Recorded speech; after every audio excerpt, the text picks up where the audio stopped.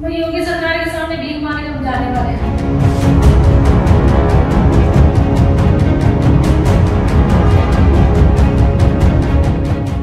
मोहन भागवत जी की हो गई है उम्र ज्यादा, तो उन्हें संगठन को छोड़ देना चाहिए, दूसरे को सौंप देना चाहिए।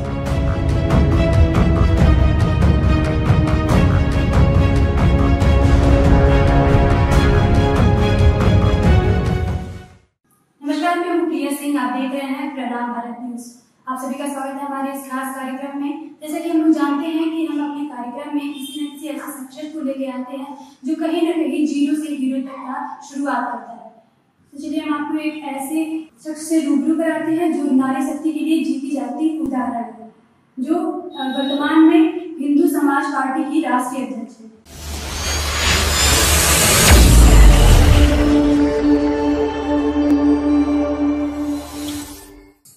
बहुत बहुत धन्यवाद आपका हमारे शो में। आप हिंदू समाज पार्टी के लेकर आपका क्या उद्देश्य है? तो आप सभी का बहुत बहुत धन्यवाद, आप सभी आए हैं।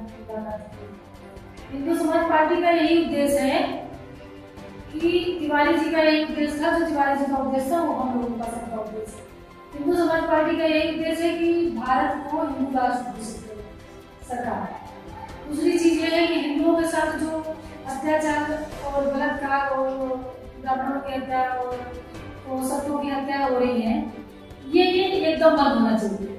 और हम ये नहीं कहते कि सारे लोग आए भाजपा से हमारी कोई दुश्मनी है, भाजपा से हमारा कोई दुश्मनी नहीं है, हमारा कोई विशेष करके कोई पर्सनल दुश्मनी नहीं है। लेकिन हम ये कहना चाहते हैं कि जो 80% हिंदुत्व की बात करें उसको वोट देना चाहिए। हिंदुओं के लिए काम करें, हिंदुओं के लिए बात करें, उसे वोट देना चाहिए। हम कोशिश नहीं करते कि हमारी हिंदू समाज पार्टी का बिल्कुल जरूरत नहीं है कि हिंदू समाज पार्टी का गठन हो या भी और दूसरे कोई पार्टी का गठन हो, ऐसा कुछ नहीं चाहते हैं। लेकिन अगर हिंदू वोट भी देता है उसके बाद पीड़ित भी होता है तो कष्ट होता है। तो ये सारी चीजें हिंदू समाज पार्टी की। जब कमलेश तिवारी जी की हत्या हुई थी उस पर योगी सरकार ने आपको आश्वासन दिया था कि आपके बच्चों को नौकरी देंगे, पैसे देंगे, तो क्या आपको ये सारी सुविधाएं उपलब्ध कराई उन्होंने?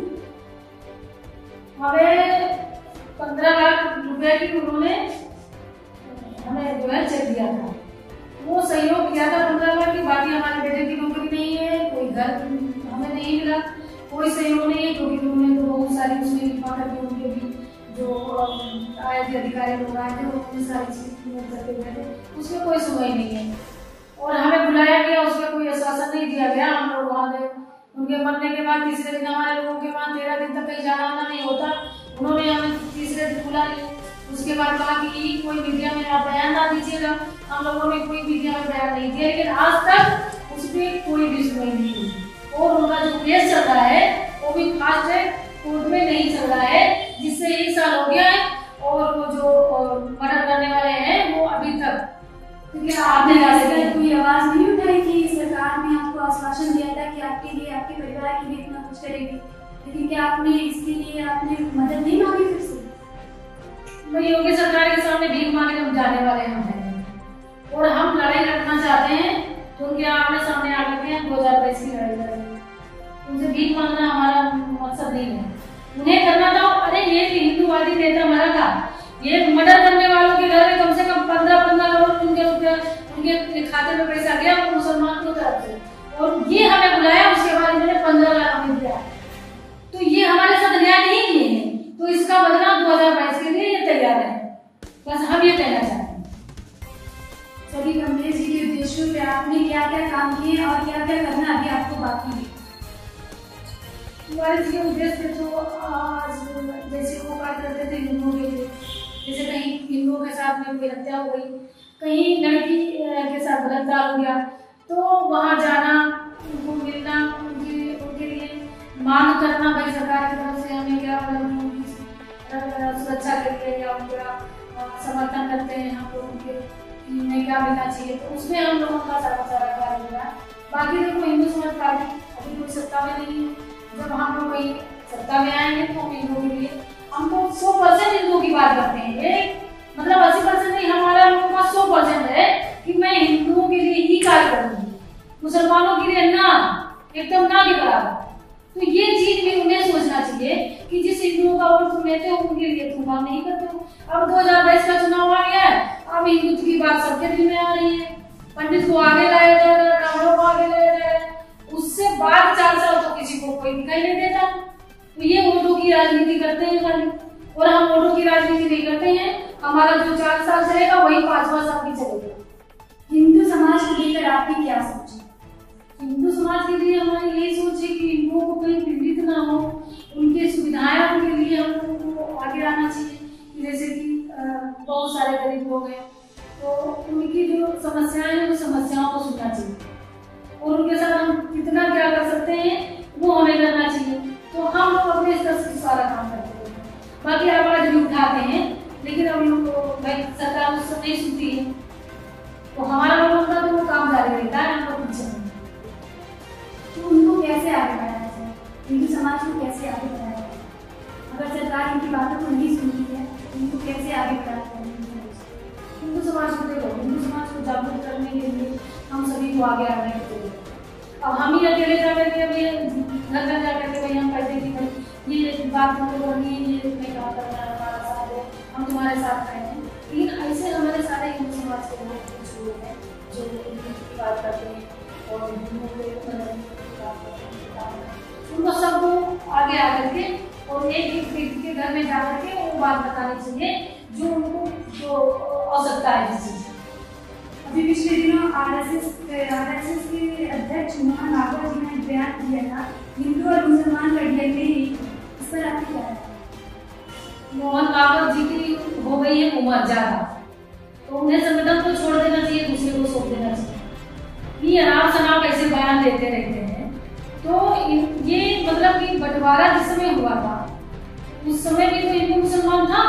अगर हिंदू मुसलमान को डीएनए एक होता, वो तुम्हें भाईचारा मानते, तो वो हिंदुस्तान को काट के पाकिस्तान क्यों बनवाते? इस पे उन्हें विचार करना चाहिए।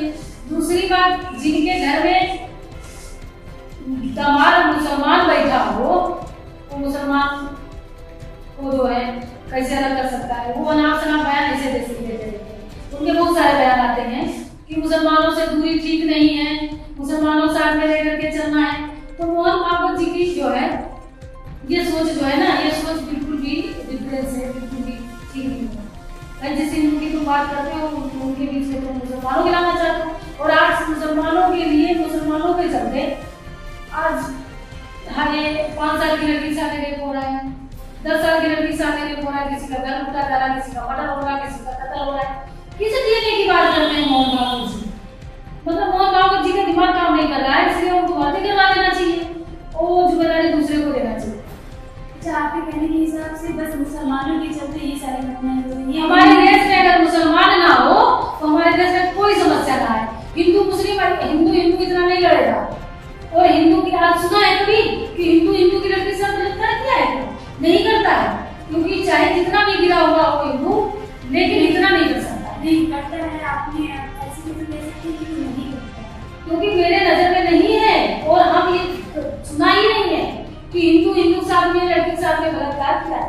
करता ही नहीं होता है, इतना खून भरा नहीं है। आपकी कहानियों से कितनी सारे खबरें आती हैं, राजनीति से आती हैं कि चाचा ने भतीजी के साथ रेप कर दिया, फूफा ने मतलब अपने बेटी के साथ रेप कर दिया। अभी तक आप उसकी बात या कैसे कह सकती है कि बस मुसलमान ही दूसरे के साथ रेप कर सकते हैं, हिंदू नहीं?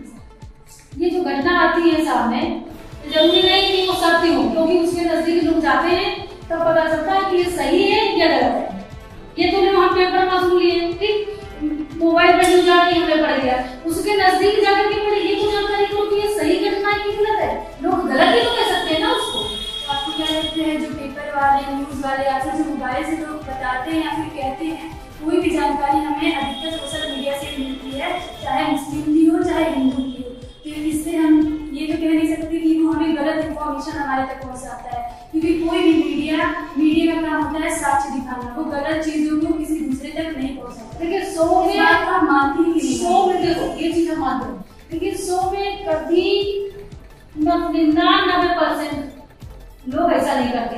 1% अगर ऐसा हैवान हो गया, ठीक है ना, तो उसमें हम विचार नहीं कर सकते। 90% लोग हमारे 99% लोग ऐसा नहीं करते। आप ये कह सकते हैं कि 99% जैसे कि उसने नशा किया हुआ है, उसने दारू पिया हुआ है, उसको समझ नहीं आया, उसको दिखाई नहीं दिया कि हम करना क्या चाहते हैं, तो 99% लोग नहीं, 1% कहीं देखा जाता है। लेकिन अगर मुसलमानों के साथ देखा जाए तो कम से कम 80% हो रहा है कि लड़कियों की बलात्कार हो रहा है।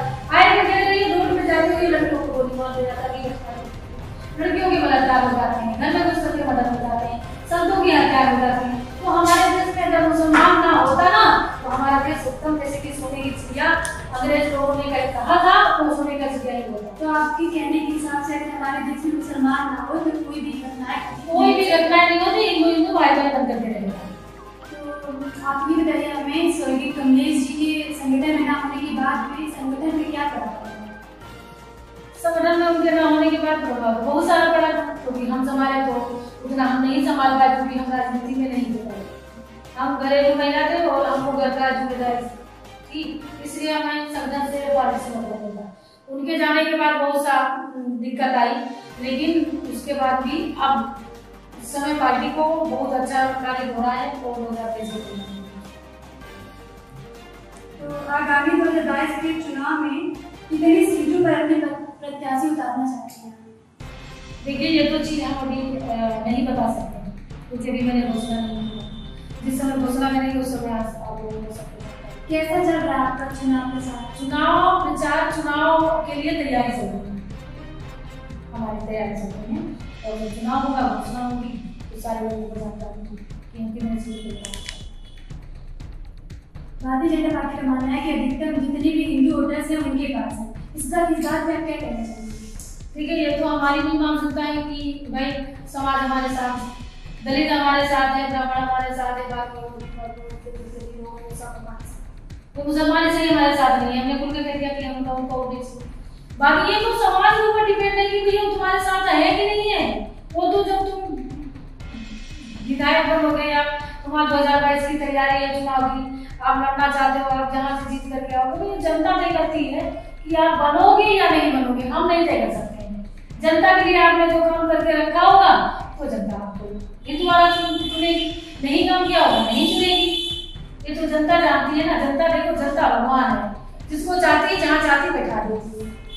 ये कुर्सी जो मुख्यमंत्री की होती है ना, ये कुर्सी किसी व्यक्ति की नहीं होती है, ये जनता की दी हुई है।